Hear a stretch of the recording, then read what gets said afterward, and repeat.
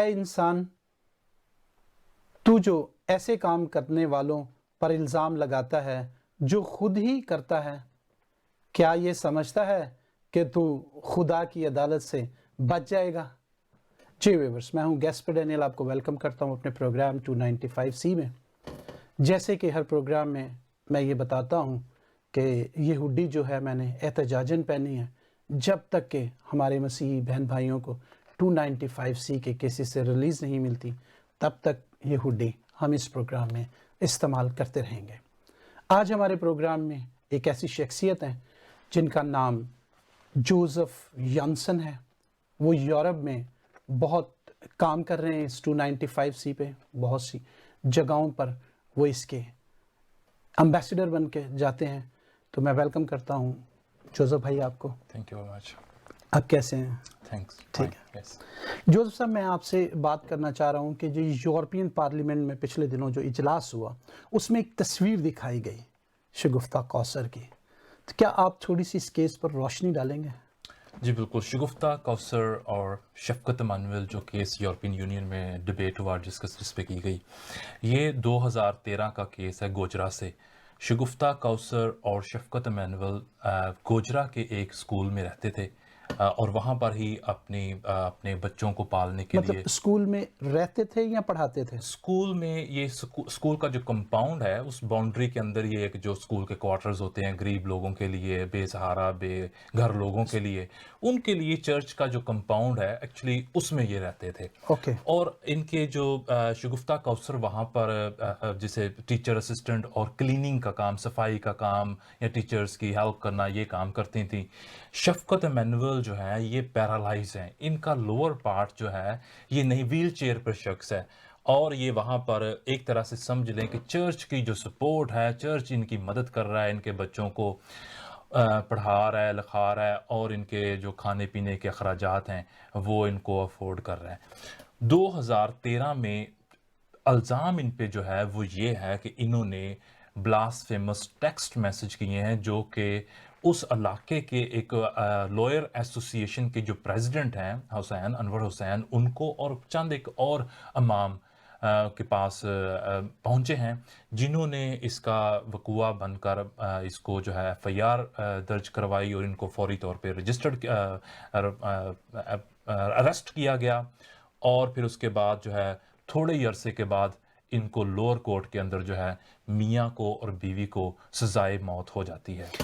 میرا ایک سوال اس لیے میں یہ پوچھ رہا ہوں کہ ناظرین کے لیے تھوڑی اسٹوری آسانی، کیا جس وکیل کو میسج گیا اس کے ساتھ کوئی رابطہ تھا ان کا، یا ایسے ہی بس چلا گیا میسج؟ آپ دیکھیں، ایک عام آدمی جو ویل چیئر پر ہے اور جس کے پاس کھانے پینے کے کوئی وسائل نہیں ہیں، وہ ایک لوئر ایسوسی ایشن کے پریزیڈنٹ کو کیسے میسیجز کر سکتا ہے؟ کیسے آپ ایک عام آدمی کے پاس کیسے اس کا نمبر آ سکتا ہے؟ تو میرے خیال میں یا میری انفارمیشن کے مطابق اس بندے کا ان لوگوں کے ساتھ کوئی تعلق نہیں ہے۔ جی ویورز، آپ نے سٹوری سنی، آپ کو پتہ چلا کہ کس طرح کہ جھوٹی کہانیاں گھڑی جاتی ہیں، لیکن جب یہ کہانی بنائی، کوئی آپ کو پتہ چلا ہو کہ کہیں سے کہ اس کے پیچھے مین ریزن کیا تھا؟ آپ اس کے پیچھے جو ہے یہ گوجرا ایک بہت ایکسٹریمسٹ، گوجرا میں آپ کو پتہ بے شمار واقعات ہوئے، گوجرا کی کالونی جلائی گئی، بے شمار اور گوجرا کے واقعات ہیں۔ یہ سارا جو ہے ایک ایکسٹریمسٹ گروپ ہے جنہوں نے اس طرح سے پروپوگنڈا کے ذریعے لوگوں کو جو ہے اس جال میں پھنسانا ہوتا ہے، ان کو اذیت دینی ہوتی ہے۔ باقی جو انویسٹیگیشن کے دوران جو کہ الفاظ شفقت امانویل کے ہیں کہ ان کو اریسٹ کرنے کے بعد پولیس اسٹیشن کے اندر الٹا لٹکایا گیا، ان کے اوپر ایک معذور شخص کو الٹا لٹکایا گیا، اس کو بری طرح سے مارا گیا، پیٹا گیا، ٹارچر کیا گیا تاکہ وہ جو ہے اس جرم کو قبول کر لیں۔ ایون ان کو یہاں تک کہا گیا کہ ہم آپ کی جو وائف ہے ان کو برہنہ باہر نکال دیں گے۔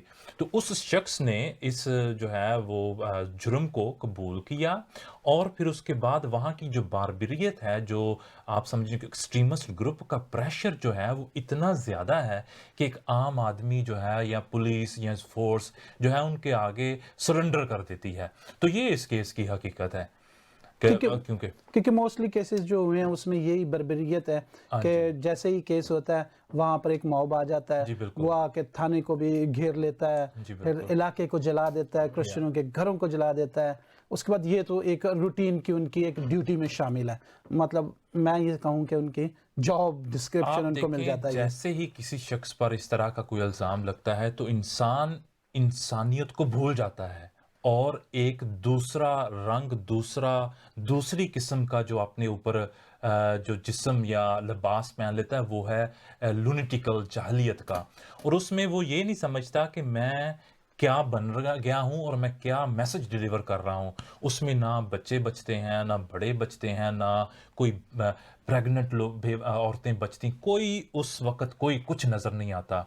تو یہ جو ہے یہ ایک حقیقت ہے اور یہی واقعہ شگفتہ کوثر اور شفقت ایمینول کے ساتھ وہاں پر. چلیں فار ایگزامپل ایک مثال ہے, میں ایک سوال کر رہا ہوں کہ ابھی ایمینول کے فون سے میسج گیا, جی ٹھیک ہے, تو شگفتہ نے تو کچھ نہیں کیا نا, نہیں, دونوں میاں بیوی جیل میں ہیں جی اور اب سے نہیں تقریباً میرے خیال 2013 سے ہیں اور اب آپ اس کو تقریباً 8 سال ہونے کو ہیں.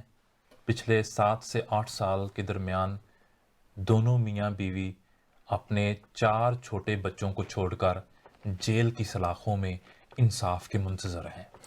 جی ویورس, بہت ہی دل دہلا دینے والی اور دکھ کی یہ کہانی ہے, لیکن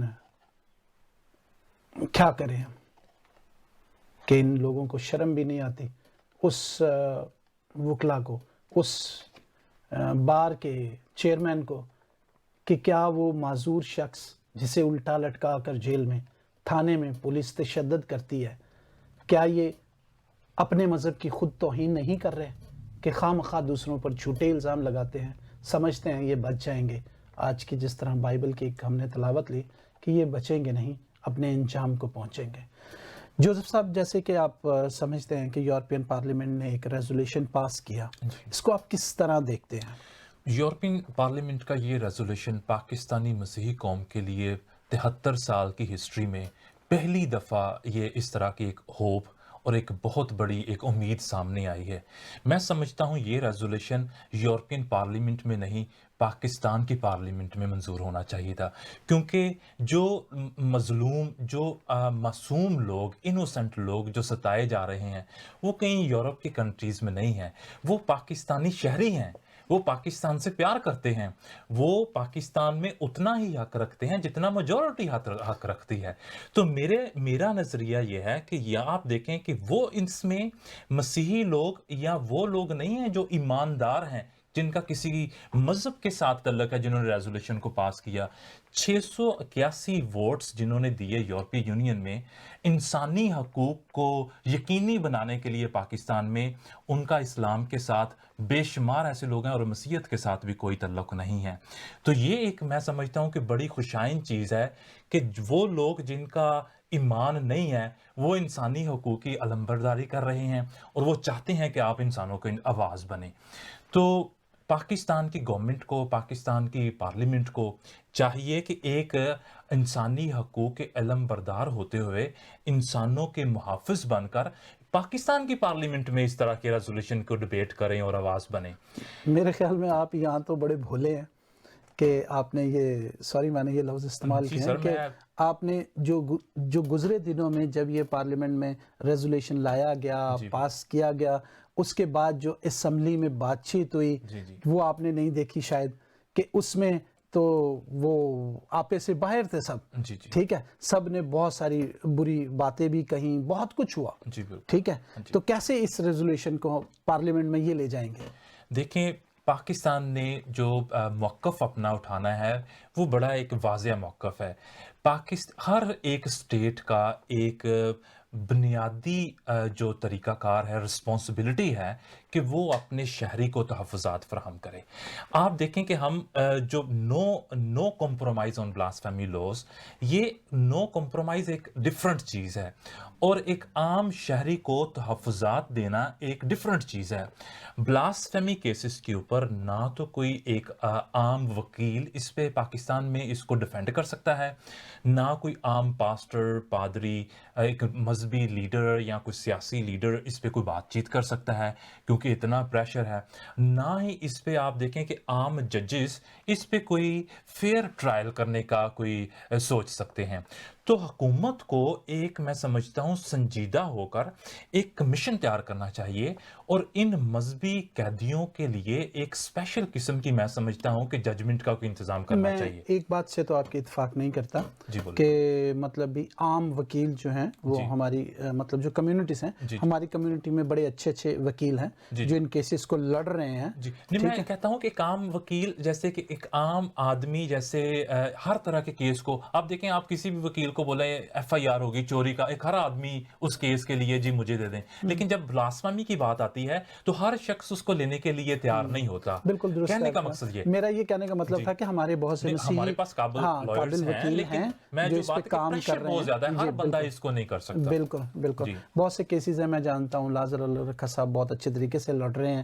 ایک دو دفعہ تو ان کے ساتھ ٹریجڈیز بھی ہوئی ہیں، لیکن بہت وکیل ہیں جو اس پہ کام کر رہے ہیں. لیکن میں یہ آپ سے سوال کرنا چاہ رہا تھا جو میرے اندر ہے، کہ یورپین پارلیمنٹ میں اس سے پہلے بھی امریکہ نے، بہت سے ملکوں نے، یو این او نے بھی یہ پریشر بلڈ کیا ہوا ہے کہ جی آپ اس لا کو دیکھیں، اس کو ختم کریں، جو بھی ہے وہ انہوں نے کیا ہوا ہے.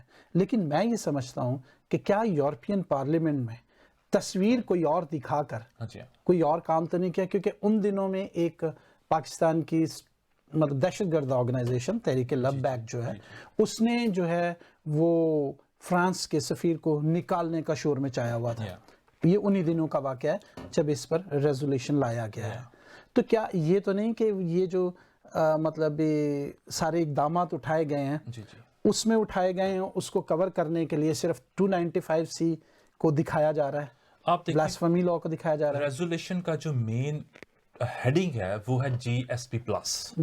GSP+ ہے ایک فری ٹریڈ یورپ. آپ پاکستان کو $7.5 بلین کا جو اس سے بینیفٹ ہو رہا ہے، پچھلے کئی ایک سالوں سے پاکستان جو ہے اس فری ٹریڈ کے بینیفٹ کو جو ہے وہ انجوائے کر رہا ہے.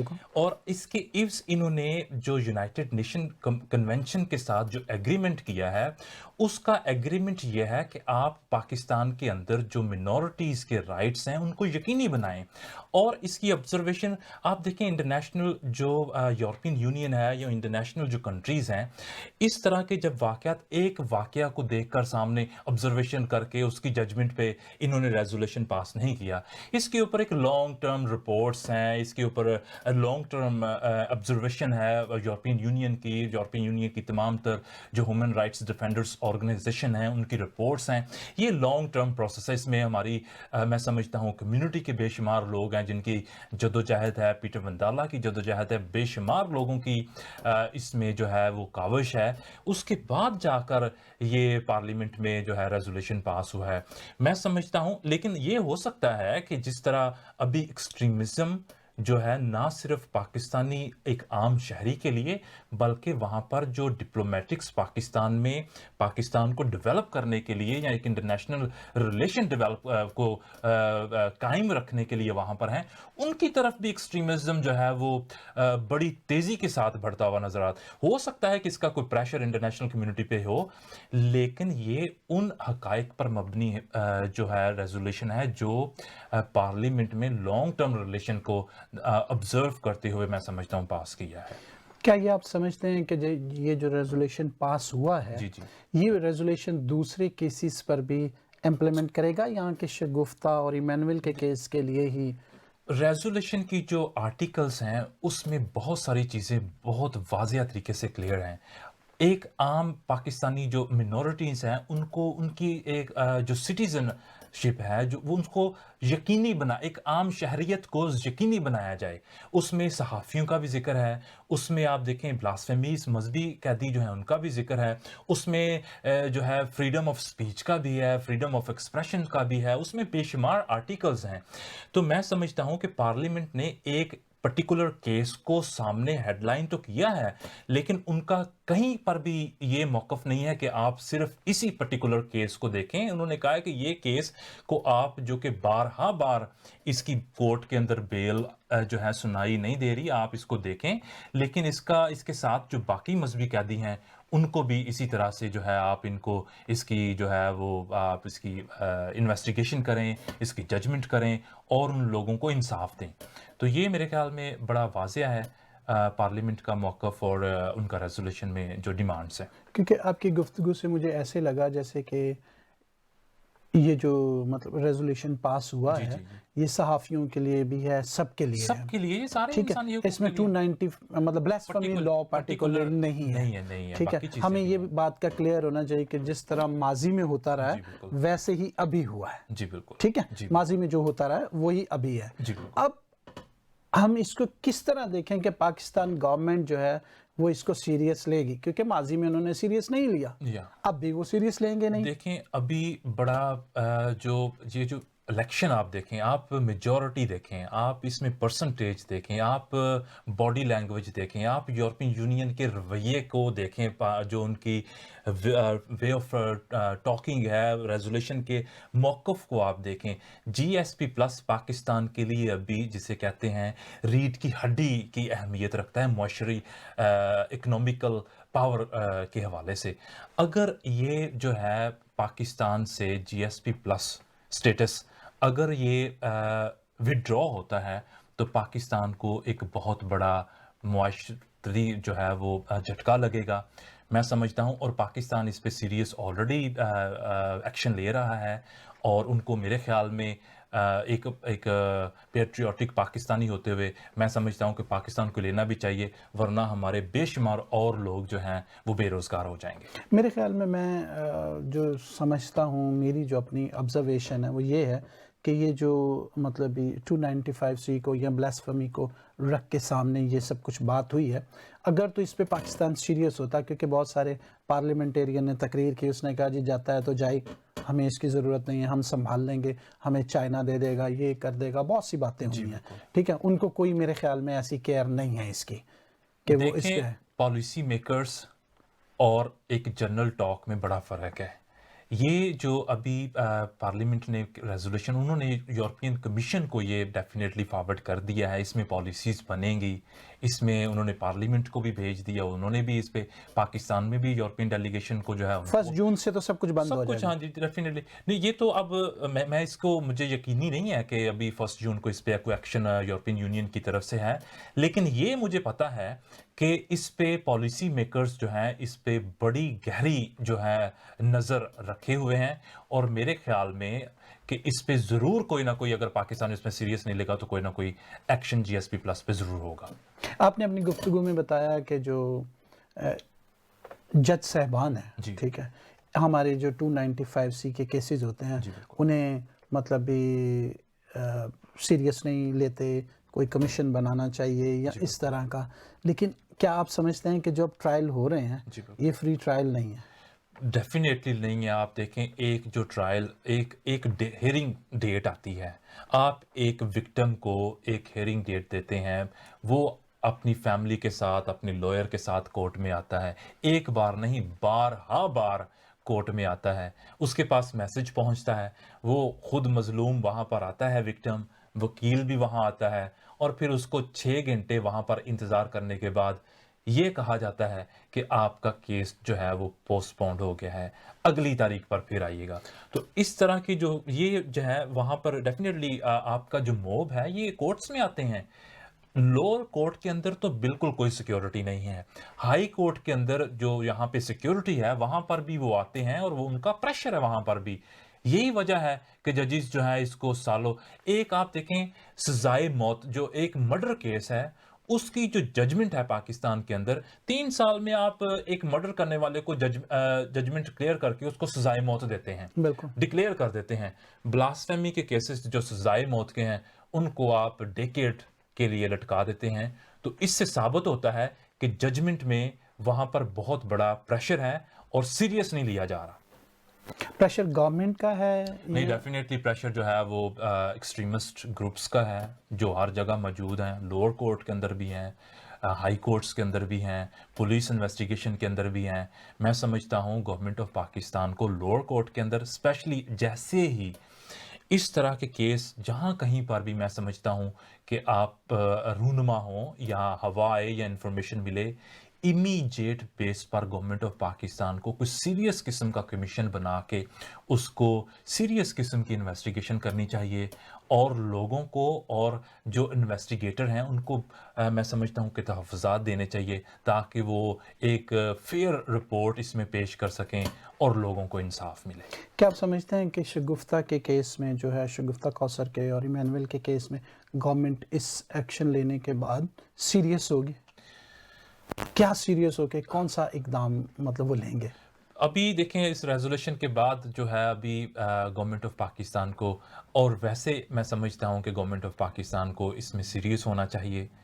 آسیہ بی بی کے ڈیکیڈ جیل میں رہنے کے بعد اور 2 آپ کے لیڈرز کی شہادت دینے کے بعد اگر آپ ابھی بھی سیریس نہیں ہیں تو میں سمجھتا ہوں کہ کبھی آپ سیریس نہیں ہوں گے.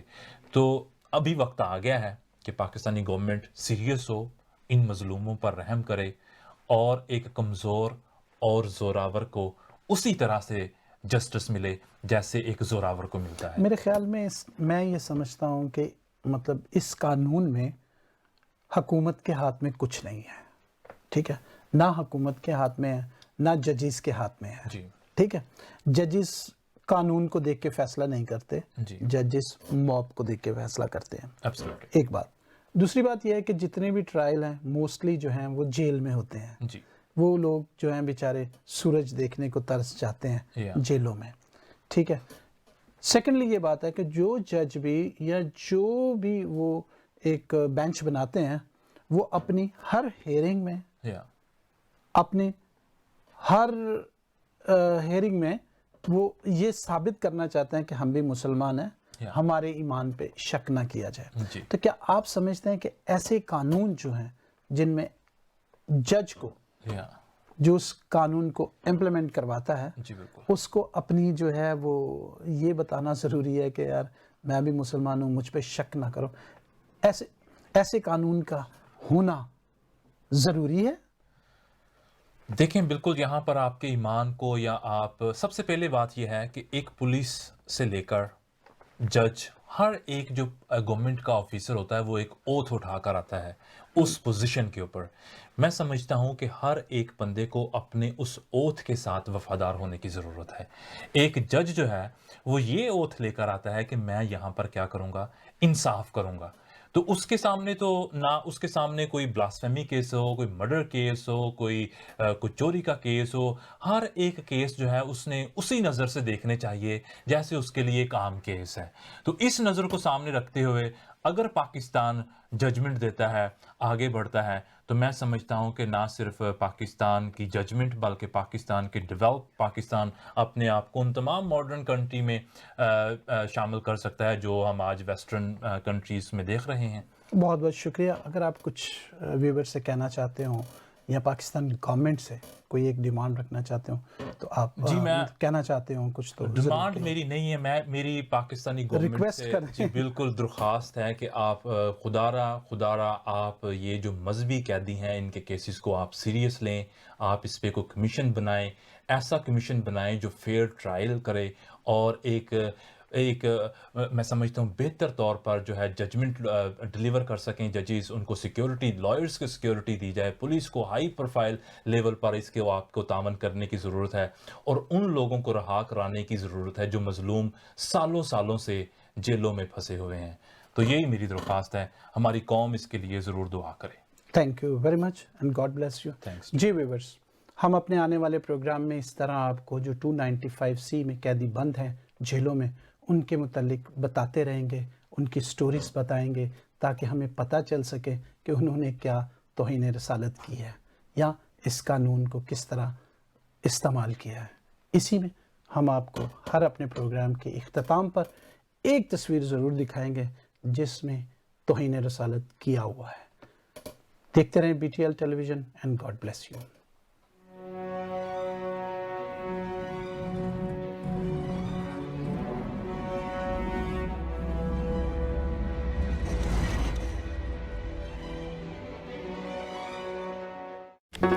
Do not forget to like the video, subscribe BTL TV, and press the bell icon to receive notifications.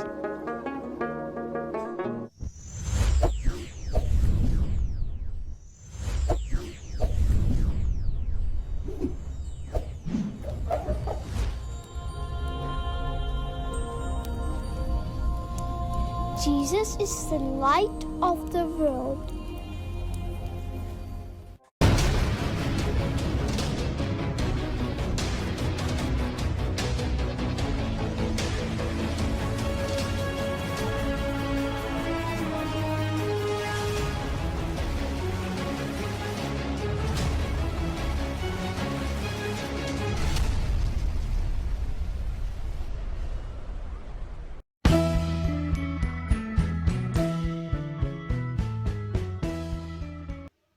Hi guys, subscribe our channel and play this bell icon so that you can have our latest updates. मेरे निहायत ही मोहतरम और काबिल कदर अजीज भाइयों बहनों, आज आपकी खिदमत में ये बयान करना चाहता हूँ कि खुदावंद यीशु मसीह ने गुनाह की पहचान कैसे करवाई।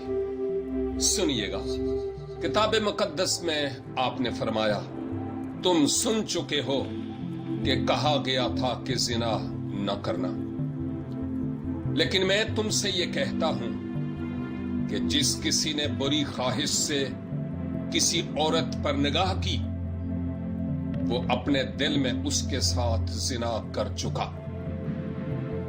बस अगर तेरी दाहिनी आंख तुझे ठोकर खिलाए तो उसे निकाल कर अपने पास से फेंक दे, क्योंकि तेरे लिए यही बेहतर है कि तेरे आज़ा में से एक जाता रहे और तेरा सारा बदन जहन्नम में ना डाला जाए। और अगर तेरा दाना हाथ तुझे ठोकर खिलाए तो उसको काट कर अपने पास से फेंक दे, क्योंकि तेरे लिए यही बेहतर है कि तेरे आज़ा में से एक जाता रहे और तेरा सारा बदन जहन्नम में ना जाए।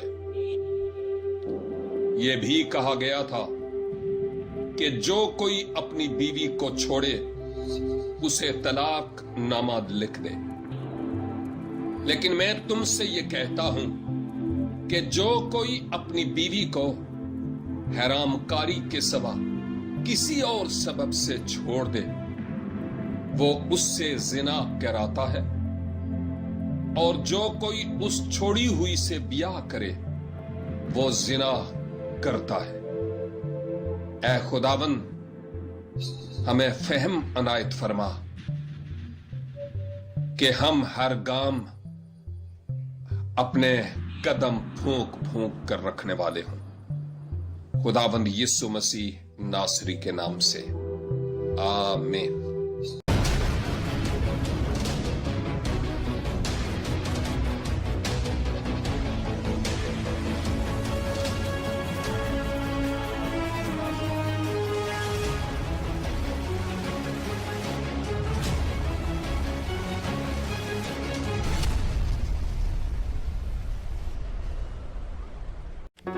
Do not forget to like the video, subscribe BTL TV, and press the bell icon to receive notifications.